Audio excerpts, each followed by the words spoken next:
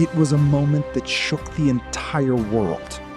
On January 3rd, 2020, a U.S. military drone circled silently over Baghdad airport. Below, a convoy moved through the darkness. Inside sat General Qasem Soleimani, the most powerful military commander in the Middle East. He never made it out of the airport. A Hellfire missile ended his life in seconds. And with that single strike, the United States and Iran stood at the edge of a war 40 years in the making. But this story didn't begin in 2020. It began in 1953.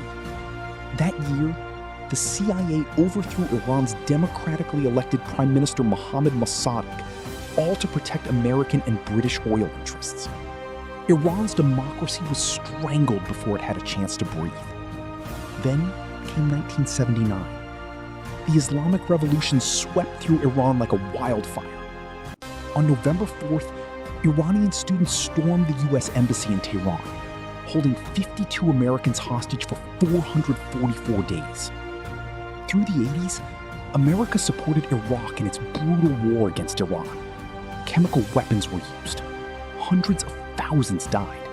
And Washington looked the other way. By the 21st century, Iran had built a shadow network across the Middle East. Hezbollah in Lebanon, militias in Iraq, the Houthis in Yemen. General Soleimani was the architect of all of it. Then came the missile, the strike, the revenge. Iran launched ballistic missiles at U.S. bases in Iraq. The whole world held its breath. And hours later, a Ukrainian passenger plane took off from Tehran.